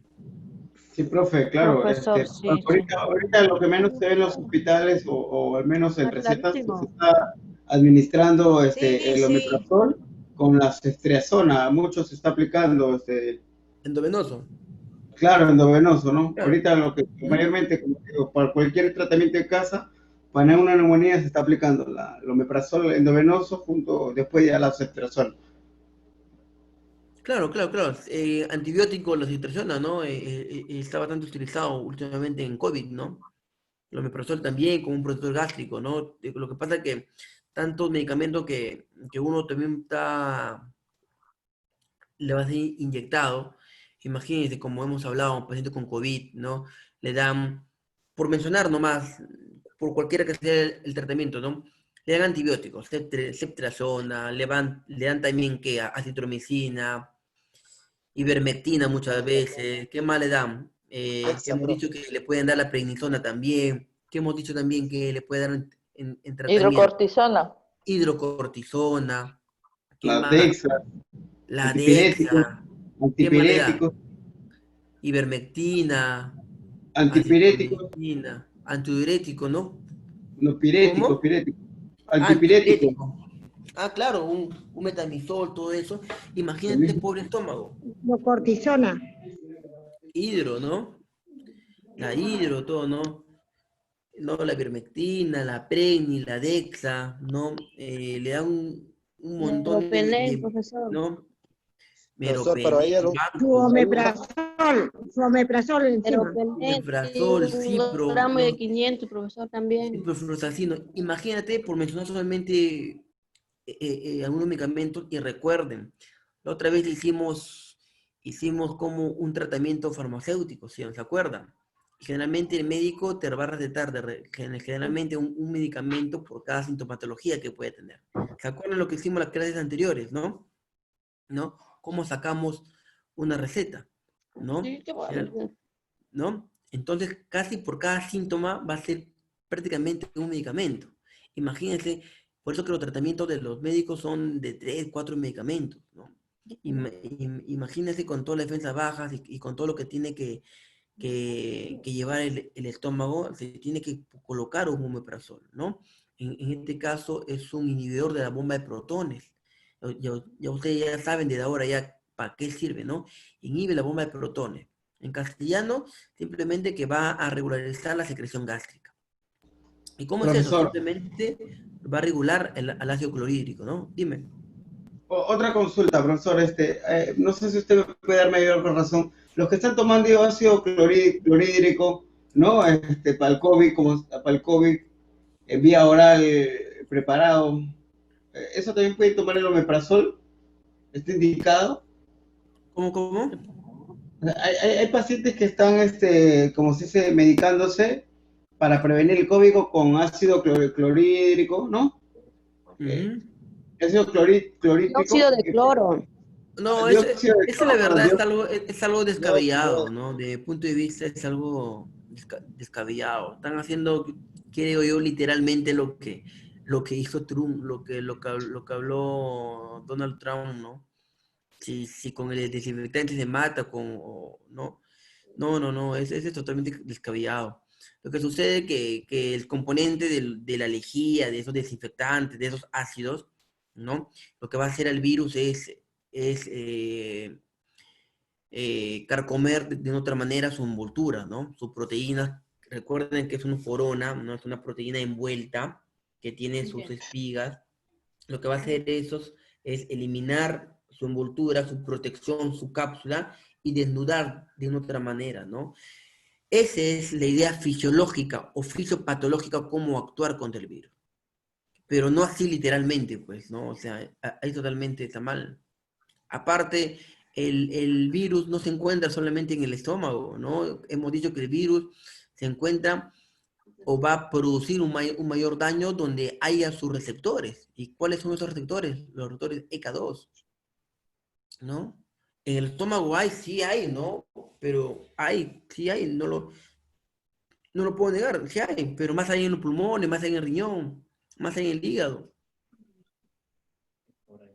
Entonces, ahí literalmente están mal, ¿no? Están produciendo un más daño gástrico que pueda tener, ¿no? ¿Ya, jóvenes? Acá les Ya listo, dejo, gracias. acá les dejo algunos medicamentos, ¿ya? Bueno, el más conocido, como le digo, el omeprazol, eso es lo que sí vamos, día a día vamos a verlo, ¿no? Y así como hemos visto lo que son los inhibidores de la secreción gástrica en punto número 1 de lo que es los inhibidores de la bomba de protones, el punto número 2 que son los antihistamínicos que ya lo hemos visto ya en la clase pasada, ¿no? Entre ellas lo que es la ranitidina y la cimetidina, que son los más conocidos, ¿no? De igual forma, ¿no? Lo que hemos dicho es que una vez producido la histamina, que a través de los mastocitos va a eliminar a la histamina, y si nosotros aplicamos un antihistamínico, en este caso la ranitidina, ambos van a competir, ¿no? Ambos van a competir por un lugar. Y ese lugar es el receptor H2, ¿no? El medicamento o un antihistamínico no lucha directamente con la histamina, sino simplemente va a hacer como la gana-gana, quien llega primero hacia el receptor, y una vez que llega primero, lo deja al otro en el aire y no va a producir su efecto.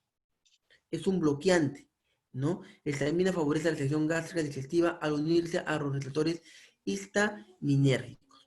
¿Ves, jóvenes? Eso es lo que les digo netamente, y eso es lo que hemos visto en la clase anterior, ¿no? En pocas palabras, en resumen, es eso, ¿no?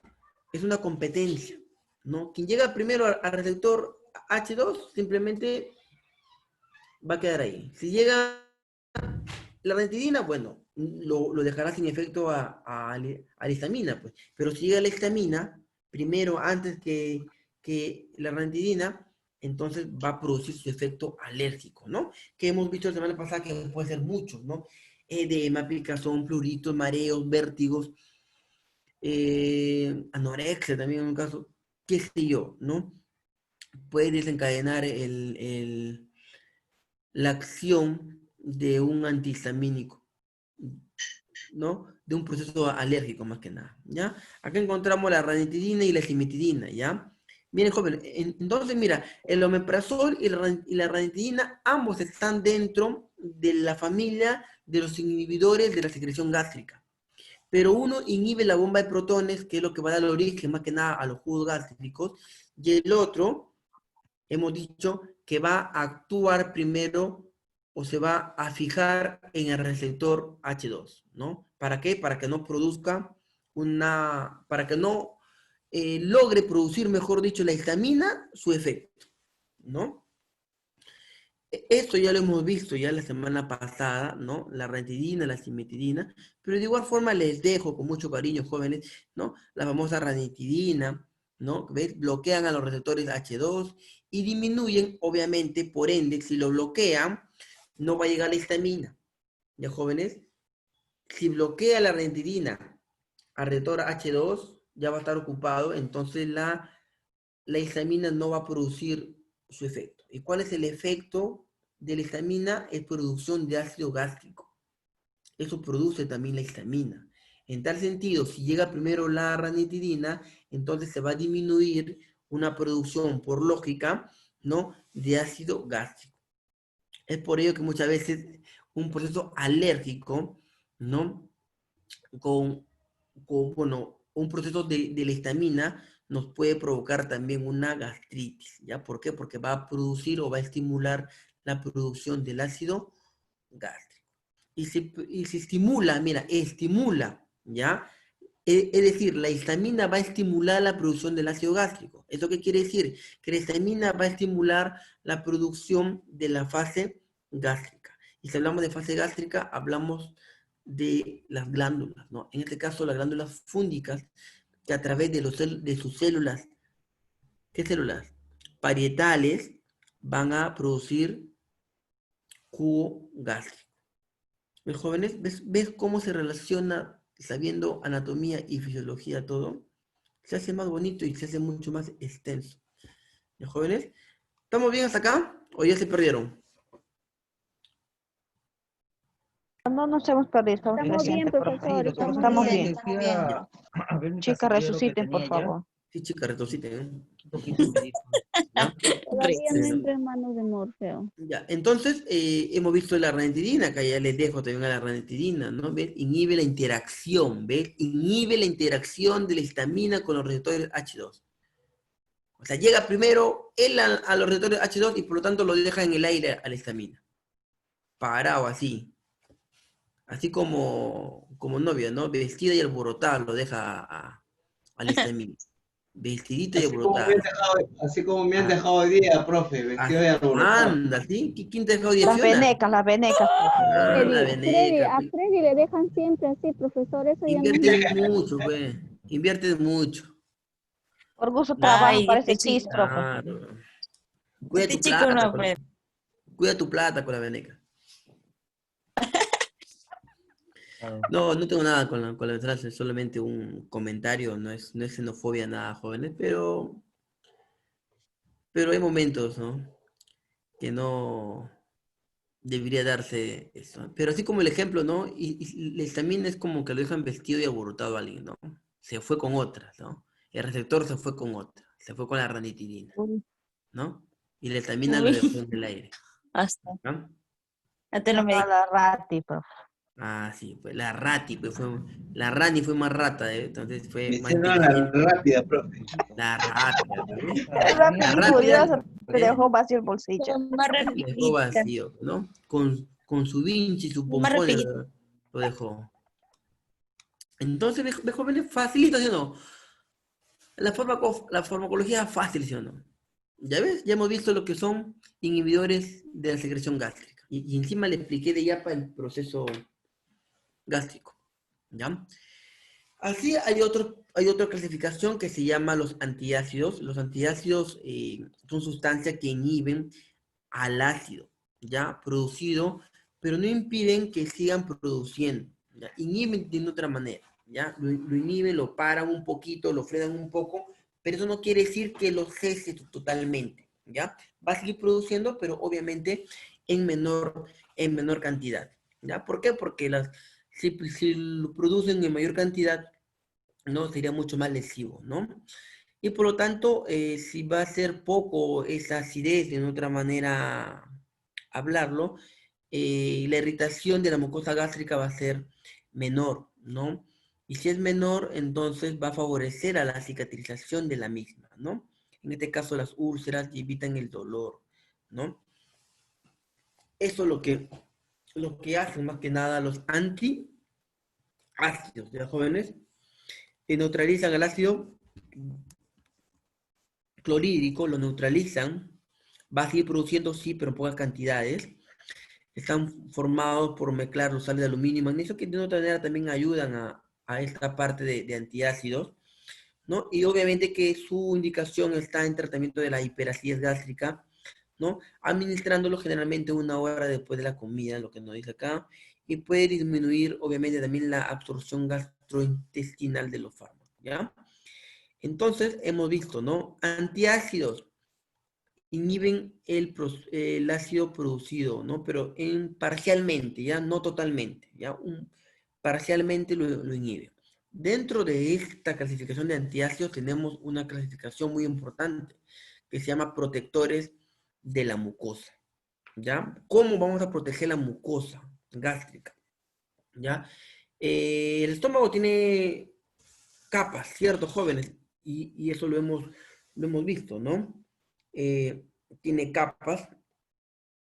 No lo dice, sino eso ya en anatomía lo han visto. De repente hemos repasado un poquito con las células, pero vamos a entrar allá a lo que son protectores de la mucosa, ¿ya? Es un complejo de sacarosa, sulfato y aluminio que reaccionan con el ácido clorhídrico del estómago para formar una pasta protectora. Miren, jóvenes, qué interesante cómo actúa este fármaco en el cuerpo, ¿no? Que se une a la lesión impidiendo el ataque de agentes ulcerógenos, ¿no? Estimulando la proteína G o los gasoprotectoras y mucus gástrico. Profesor, en castellano significa que tú consumes un antiácido y sobre todo que sea protector de la mucosa gástrica, lo que va a hacer primero es ir a buscar a ese ácido. ¿Y quién es ácido? El jugo gástrico, pues, jóvenes. Se junta con ellos, se activan químicamente, va a impedir que haga su trabajo en sí, va a impedir que siga produciendo jugo o que siga habiendo acidez, y le va a cambiar la concentración. Eso es lo que va a hacer ese protector. Lo va a volver como una pasta, dice, ¿no? Como una mezcla. Se va a mezclar este antiácido con el ácido clorhídrico o con el jugo gástrico, se va a mezclar, y al mezclarse químicamente le va a cambiar su acidez. Uno, le va a cambiar su acidez. Y dos, en ese cambio de acidez también le va a cambiar un poco de lo que es su consistencia, ¿ya? Y lo va a formar como una pasta. Y esa pasta, de una otra manera, ya no va a ser tan ácida, porque ya le cambió químicamente su acidez, como hemos dicho, ¿no? Entonces, el medicamento va a cambiarlo químicamente, lo va a mezclar, va a formar una pasta, y esta pasta finalmente va a ser como una capa protectora, ya que se va a unir a esas zonas del estómago que se han visto atacadas, ¿no? O ultrajadas de una u otra manera, por decirlo, ¿no? Por estos agentes ácidos, ¿no? Y va a proteger entonces la mucosa. ¿En dónde es útil? Es útil en las úlceras gástricas, ¿ya? ¿Por qué? Porque en las úlceras gástricas ya existe un daño, ya, ¿cierto? ¿No? Ya hay un daño ya ahí. Entonces, permitir que el jugo gástrico actúe solo va a producir más daño, ¿sí o no? Porque ácido más la úlcera no te va a producir una mayor gastritis. Pero también es necesario que produzca el jugo gástrico, ¿sí o no? Es necesario porque necesitamos sintetizar también nuestros alimentos. No estoy diciendo que no. Y aparte hemos dicho también que los antiácidos no es que cierren por completo la función de antiácida, ¿ya? No es que cierren por completo la función del jugo gástrico que diga, ¿ya? Es decir, también va a seguir produciendo acidez, pero de repente no una acidez que va a ir a dañar a las paredes, sino una acidez suficiente para degradar al alimento.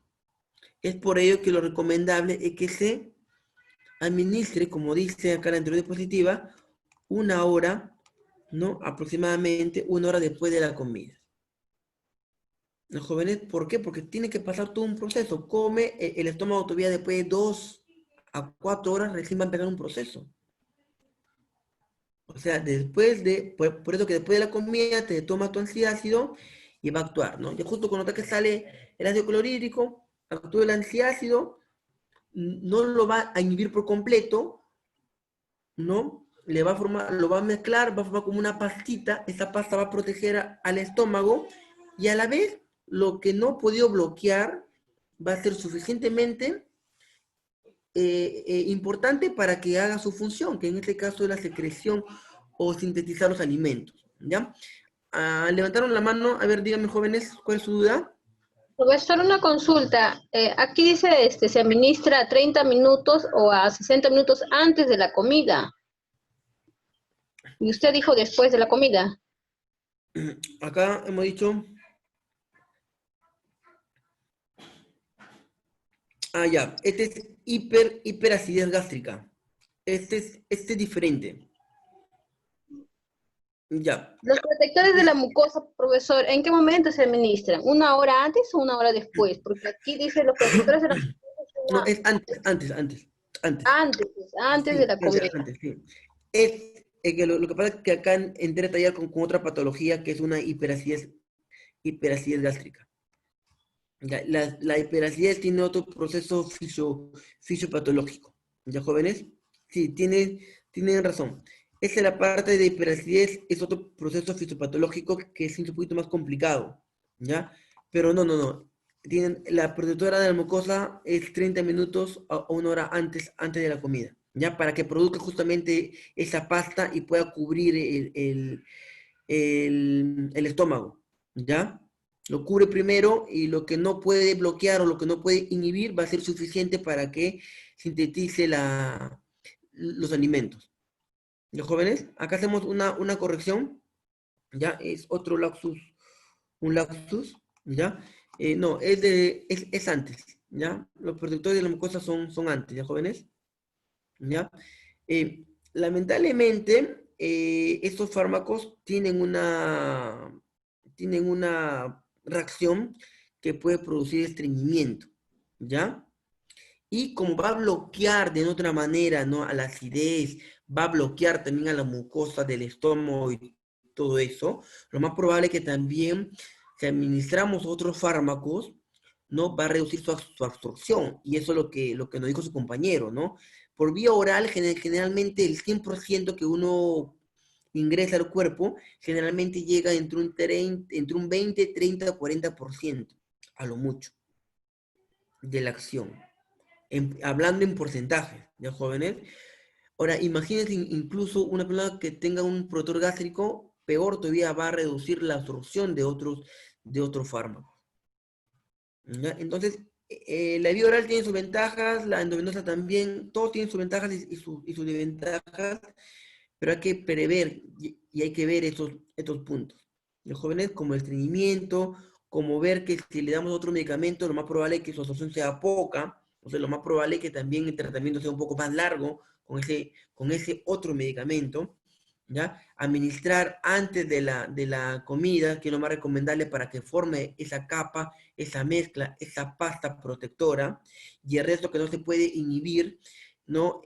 Haga su trabajo con los alimentos necesarios, los jóvenes, y obviamente estos fármacos son los que van a proteger la mucosa y van a aumentar también la defensa, ¿no? Porque una vez que protegen también las mucosas, nos va a dar la facilidad de aquellas bacterias que tenemos también en nuestros cuerpos también mantengan una flora digestiva o una flora intestinal adecuada, ¿ya?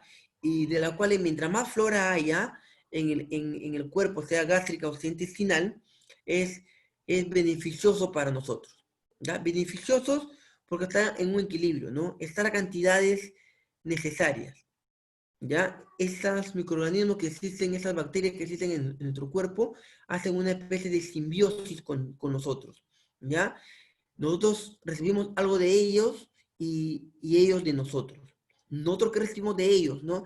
Que, por ejemplo, no lleguen bacterias, ¿no? O que si llega una bacteria extraña o una bacteria extras en colonias, ellos se encargan de eliminar, porque no pueden permitir, ellos son como un grupo, que ellos nomás son, nada más en ese territorio. Vienen otros extraños, lo combaten, ¿cierto?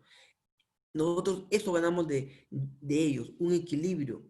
Pero ¿qué pasa cuando muchas veces disminuye o aumenta esta bacteria, ¿no? Obviamente que no puede producir enfermedades como diarreas, infecciones estomacales y todo ello, ¿ya? Y los simbiosis que ellos ganan con nosotros es alimentarse y vivir, ¿no? En un equilibrio, en un lugar donde no es dañino para ellos, donde los cuales obtienen alimentos y puedan seguir viviendo su día a día, ¿no? Ese es lo bueno también, y de una otra manera también esos vellos, también esas bacterias, ¿no? Son protectores también de la mucosa gástrica, que son protectores naturales, ¿no? Que es lo que llamamos la flora bacteriana. Los jóvenes, la flora bacteriana también son protectores naturales que nosotros tenemos. ¿Okay? Entonces, Profesor, una consulta. dime. Los protectores de la mucosa, ¿por cuánto tiempo se puede tomar? O sea, como el bismutal es un protector de la mucosa. ¿Por cuánto tiempo se puede dar y en qué caso se puede dar? Sabemos que la ranitidina se administra a un paciente que antes de iniciar un tratamiento, ¿no? Ya sea un antibiótico, ¿no? Que puedan irritar las paredes del estómago. Sabemos eso, que la ranitidina se administra antes, pero el bismutal, la verdad no sé por cuánto tiempo se puede dar o en qué momento se puede administrar a un paciente. ¿Quieres netamente ¿quieres netamente lo que es el bismutol? ¿Me hablas específicamente por un medicamento? Sí, profesor, el bismutol. O sea, ¿en qué momento se puede tomar? ¿Y por cuánto tiempo? Ya, a ver. Esto justamente viene a la parte a ver, el bismutol es una de las clasificaciones que estamos viendo, está dentro de estas clasificaciones de las sales de bismuto, del buc-salicilac, ¿ya? El bismutol es un subsalicinato, ¿ya? De bismuto, ese es su familia exactamente, ¿ya? Es un bismutol más que nada, tiene varios efectos, tiene, aparte de un efecto antiácido, es un efecto también antidiarreico, ¿ya? Entonces, de acuerdo al efecto también, de acuerdo a su uso también se puede hacer o antes o después. Si es antidiarreico, por ejemplo, ¿no? Obviamente que vamos a estar con la diarrea y se daría después. Pero si es un antiácido, no podemos esperar que primero segregue, ¿no? Segregue o malogre de otra manera nuestra mucosa para después administrar. No sé si me estoy dejando entender, ¿ya? Si su efecto es antiácido, obviamente tenemos que darle antes.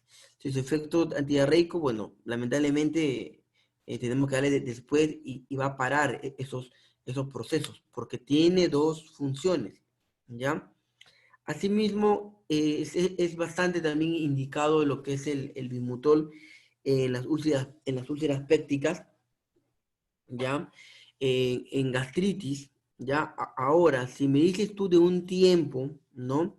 De un tiempo que se va a usar, va a depender bastante también del estadio que puede tener las diferentes enfermedades, ¿no? Por ejemplo, sabemos que este bismutol se utiliza para gastritis, se utiliza para úlceras pépticas, también se utiliza para indigestión, para diarreas. Entonces, es bastante importante también ver ese punto, ¿no? Del uso y el grado de la patología también en que podemos usarla, ¿no?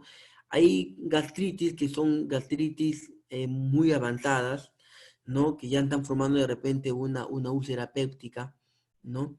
Entonces, hay que ver también cuánto tiempo lo podemos utilizar, ¿ya?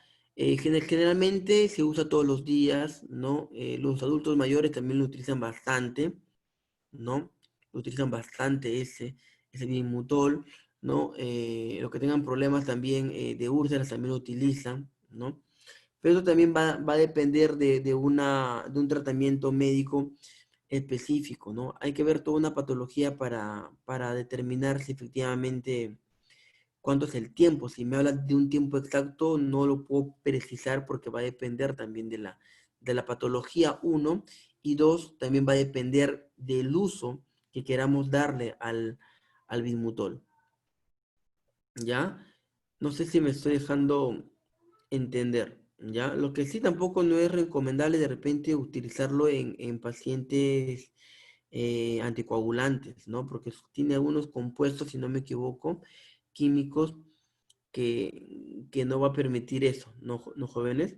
Los diabéticos también tengo entendido que no sería tampoco indicado por la cicatrización, porque está bastante ligado a la coagulación, ¿no?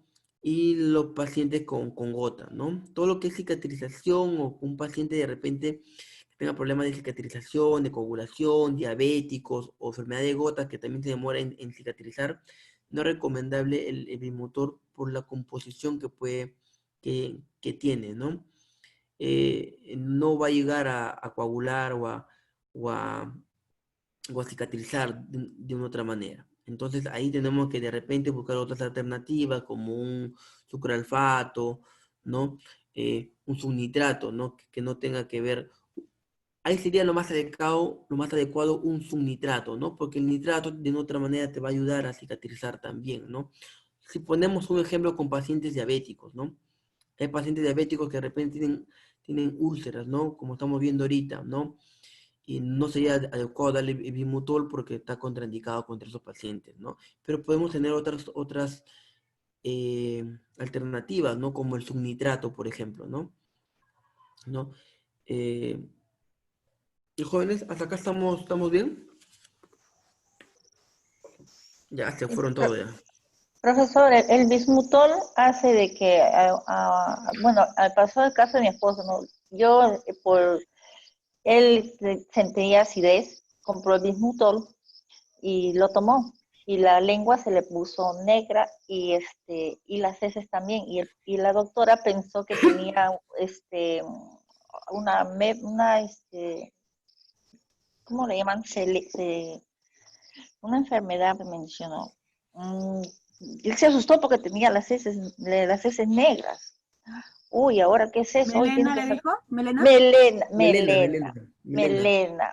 Se Melena. asustó y después fuimos a la consulta y le dijo, ¿qué cosa estás tomando? No, bueno, estoy tomando Bismutul. Eso es, pues, le dijo. Mejor es le dijo ¿Cuál? que no tomara eso, pues, ¿no? No, como le digo, el Bimutol tiene varios usos, ¿no? Y de acuerdo a su uso puede ser bueno para el otro y viceversa, ¿no? O también puede causar una reacción alérgica. Obviamente que sí, efectivamente, bueno, ya que me han hecho acordar, porque no me acordaba, sinceramente, claro, ¿no? Ocasiona también las deposiciones negras, ¿no? Que se llaman melenas, ¿no?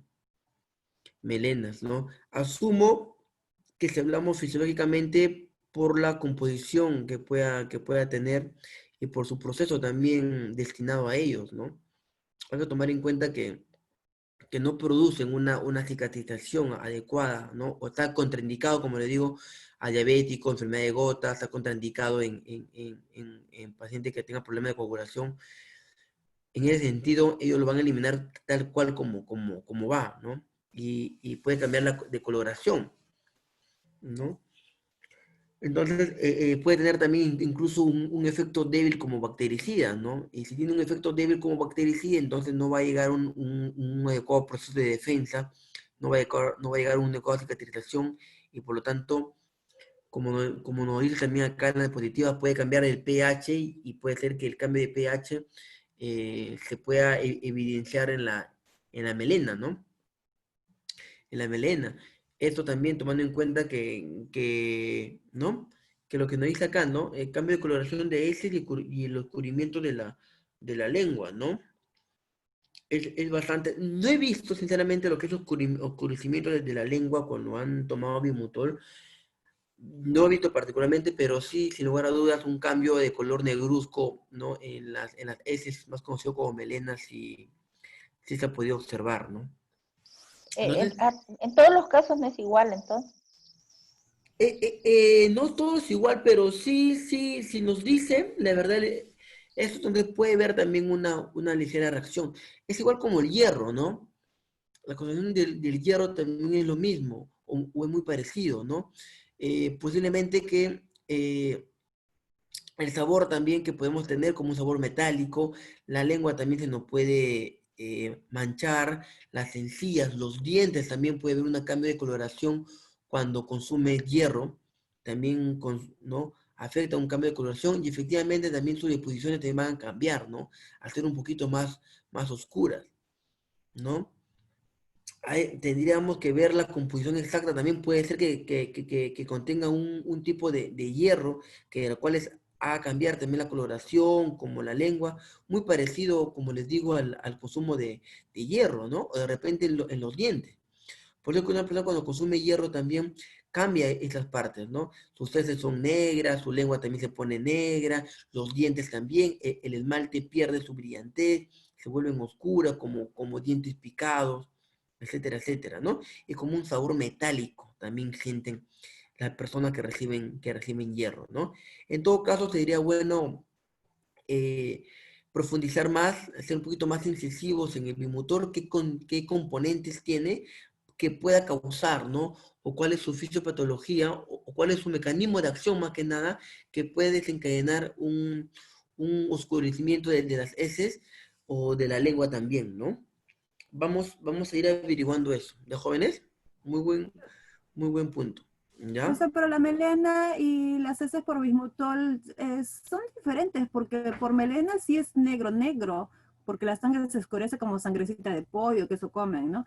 Entonces, Claro. pero la melena, perdón, pero el bismutol es algo así medio verdoso, como pasto procesado.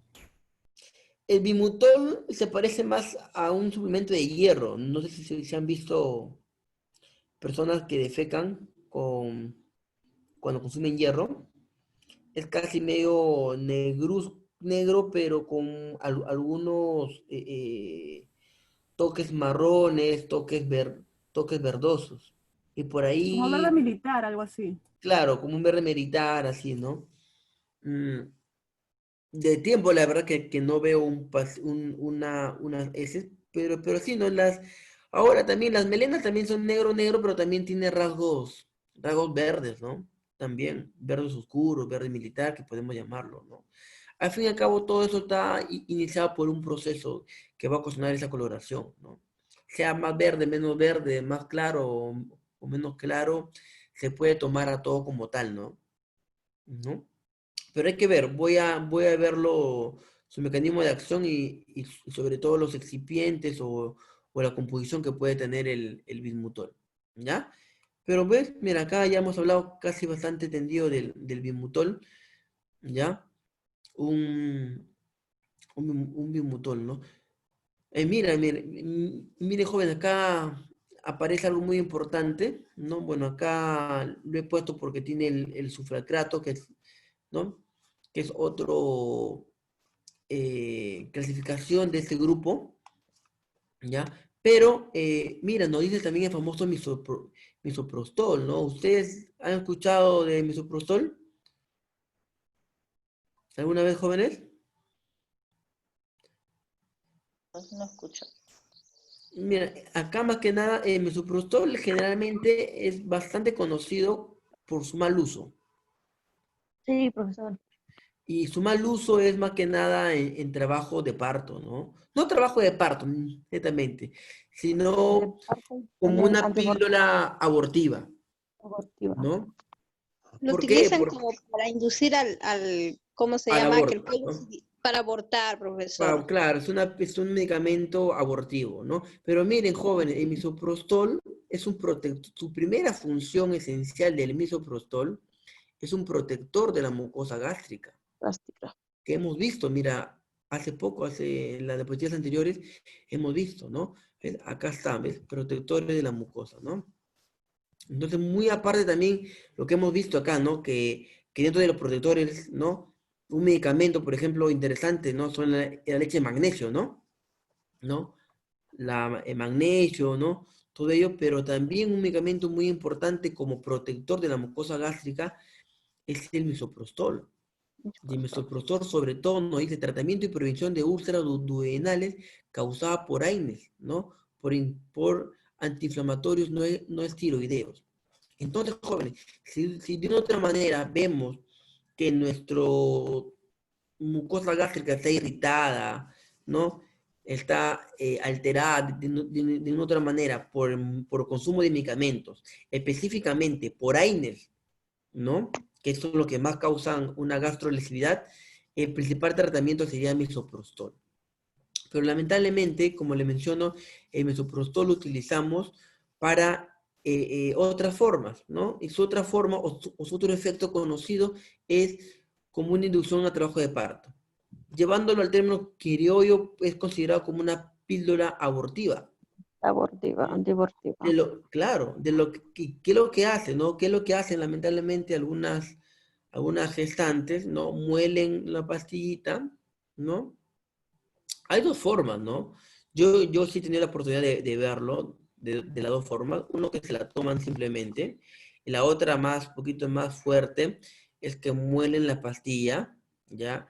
Y se lo introducen por el canal vaginal, ¿no? Y hay que tomar en cuenta que el canal vaginal es mucosa, es una cavidad bastante irrigada, ¿no? Obviamente, con bastantes vasos sanguíneos, y hemos dicho que si el medicamento llega por la vía sanguínea, es mucho más fácil su distribución, y por lo tanto su acción terapéutica puede ser más eficiente, hablando en porcentajes, o más duradera, ¿cierto? Entonces, partiendo de esta premisa, entonces, he visto eso sí, porque en el momento que me ha tocado ver, habían rasgos ¿no? de la pastilla, ¿no? Rasgos blanquecinos, ¿no?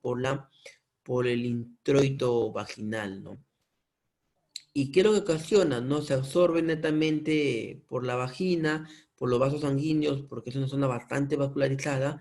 Lo que produce son movimientos, ¿no? Son movimientos como contracciones, de las cuales va a desencadenar el desprendimiento de la implantación, bueno, porque está gestando, ¿no? Y hablamos de implantación cuando el huevo cigoto se implanta a través de una capa en el endometrio, ¿no? Entonces, lo que va a producir es movimientos como tipo contracciones que van a desencadenar la eliminación de esa capa base, ¿no? ¿no? De esta capa basal del endometrio, produciendo como un sangrado y obviamente tomándose como un aborto, ¿no? Nombre más común es misoprostol, nombre comercial lo pueden encontrar como Cytotec, ¿ya? ¿No? El famoso Cytotec, ¿ya, jóvenes? No estoy diciendo que lo compren, por favor, ¿ya? Profesor, ¿y por Pero qué las chicas vienen todas con su desangramiento al hospital pidiendo ayuda, que se sale toda la sangre por la contracción? Mira, cuando llegan al hospital, esos tipos de personas, nadie te va a decir que ha abortado, pues linda. Nadie. No, nadie dice, no dice. Nadie te va a decir, no, que me quedo mal, que el estómago, que está gestando, sí, ya. Por eso te digo, cuando nosotros revisamos, ¿no? Porque, bueno, ahí somos maternos también, nosotros tenemos, bueno, donde trabajo es un nivel de atención 1-4, o sea, es un materno infantil, vemos también y aprendemos de todo, aprendemos del gineco, aprendemos de los obstetra, aprendemos de todo, siempre hay que ser bastante curioso en el aspecto de la salud. Entonces vemos, pues, y llega, no, que me he caído, porque la clásica, ¿no? Me he caído, que he levantado peso, que he cargado algo, y he sentido ¿no? La bicicleta me he chancado, dicen. Claro, no, bueno, hay un montón de excusas, ¿no? Tú sabes, ¿no? Una de ellas. ¿Qué así es? ¿No? Ya ustedes saben un montón. La bicicleta, me he chancado, he cargado peso, he cargado a mi hijo, he estado lavando, he cargado el balde, me he caído de escalera, infinidad de factores, de excusas, más que nada, ¿no? Y llegan y ya, entonces vamos a revisar, obviamente que se produjo un sangrado, pero a revisar nos ha dado cuenta que queda un rasgo, ¿no? Siempre queda huella, ¿no? Quedan rastros o rasgos del polvo, ¿no? Molidito del Cytotec, de misoprostol, y ya, bueno, simplemente se ha inducido al aborto, ¿no? Al aborto, ¿no? Ahí cuando nos damos cuenta que efectivamente no ha sido una simple caída o de casualidad como lo quieren pasar, ¿no? Entonces, jóvenes, doble función, misoprostol, sobre todo para medicamentos que van a causar daño a la mucosa gástrica, es bueno misoprostol, ¿no? Sobre todo con los AINES, ¿no? ¿Ves? Vamos aprendiendo poco a poco. De igual manera, de los protectores gástricos tenemos, como dice su nombre, protectores prostaglandinas, ¿ya? Actúa sobre las células parietales, ya hemos visto, ¿sí o no? ¿Qué hacen las células parietales, jóvenes? Va a producir, ¿qué produce? Ácido gástrico, ¿cierto? El ácido clorhídrico. El ácido clorhídrico, esto, ¿ves? Mire dónde actúa los derivados de las prostaglandinas, ¿no?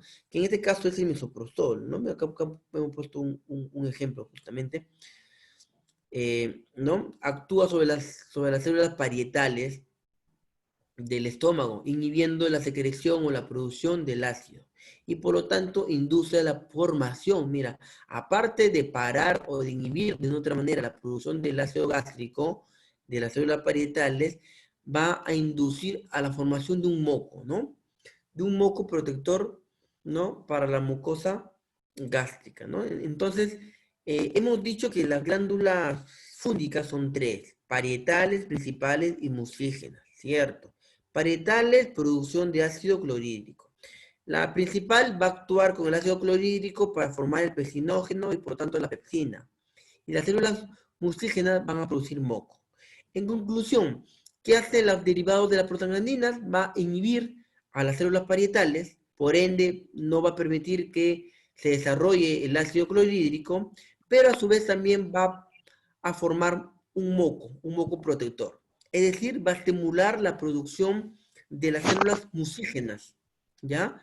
Que por lo tanto las células mucígenas van a producir el moco natural o el mucus para la protección gástrica que puede tener el cuerpo, ¿ok? Se utiliza también para la prevención de úlceras gástricas, bueno, eso ya hemos visto por AINES, ¿no? Diarreas también, dolor abdominal, ¿ves? Y obviamente, bueno, también se utiliza como una inducción al aborto, ¿no?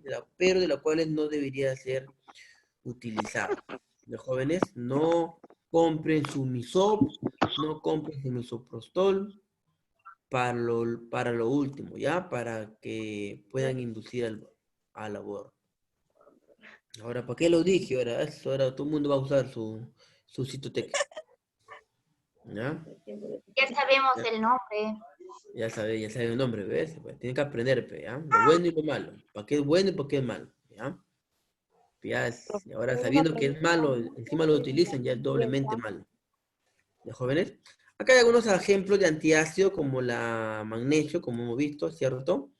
Hidróxido de magnesio, el aloglutamol, ¿no? Es bastante conocido, ¿no? Estos antiácidos como el hidróxido de aluminio, ¿no? No sé, desde chiquito a veces nos hacía tomar hidróxido de magnesio o el magnesio, muchas veces también, ¿no? A los abuelitos, ¿no? Le hacen tomar, ¿no? ¿No? Pero obviamente tratamientos sintomáticos de enfermedades ácido-pépticas, ¿no? Ácido de ácido clorhídrico, péptica viene de péptidos, ¿no? O de pepsinógenos que van a originar a la pepsina y la pepsina degrada péptidos. ¿Y qué son péptidos? Son proteínas, ¿ya? Que son los más difíciles de degradar, ¿ya? Es bastante difícil degradar una proteína por sus enlaces fuertes y covalentes que tiene y la ramificación de los aminoácidos, ¿ya? Entonces, ¿a qué hora, jóvenes? ¿A qué hora es? Es las 10:50, profesor. 10:50, profesor. Profe, Ya ya da nos pasamos sueño. ya. Listo. Mañana tengo guardia. Sueño, Ya, vamos a dejar hasta acá, ¿ya? Ya, Sí. el viernes continuamos con antiméticos, ¿ya? Pero ya sabemos que son antiméticos, no son para evitar vómitos, ¿sí o no? Sí, ¿No? Para los vómitos, para la hiperemesis. Hiperemesis, ahí está, ¿ves? Hiperemesis gravídica, ¿no? ¿Y qué es una hiperemesis? Cuando tienes muchas ganas de vomitar, algo así. No ganas, sino hiperemesis Náuseas gravídica. Vomita demasiado. Vomita demasiado. Es una patología ya. La hiperemesis gravídica es una patología muy particular de las gestantes. A veces le da a las gestantes. Claro, se le da a las Yo gestantes. tenía eso, profesor. A ver, ¿sí? ¿Cuántos hijitos tienes? Está gestando. Está gestando.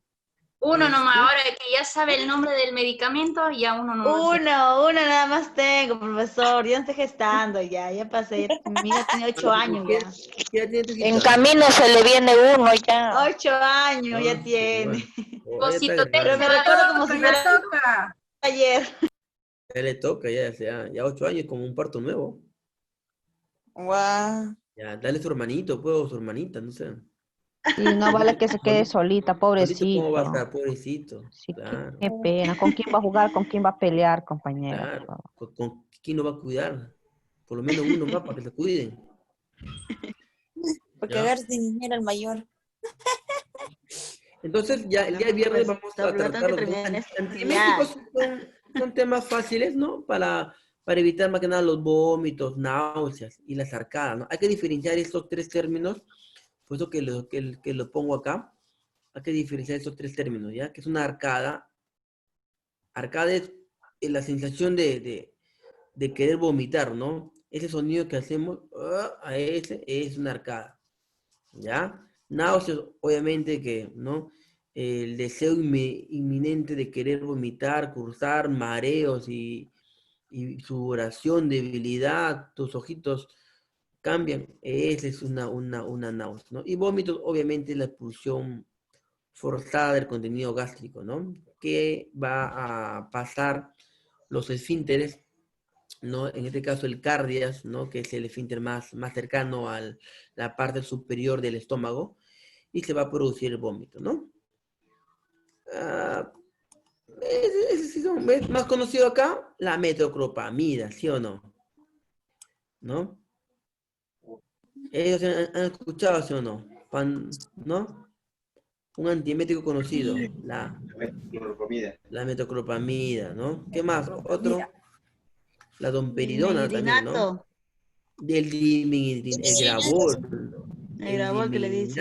¿no? El nombre comercial. El famoso Gravol, ¿no? El Gravol, ¿no?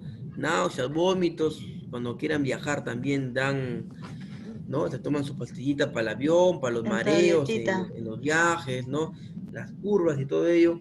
Es bastante interesante, sobre todo el diminuhidrato, ¿no? ¿Verdad? Es bastante diminuhidrato, el Gravol, lo más conocido como Gravol, ¿no? El dimen, ¿no? También tenemos el domperidona, la metoclopramida, tenemos serie de fármacos bastante conocidos en ese aspecto. Los jóvenes, entonces, lo dejamos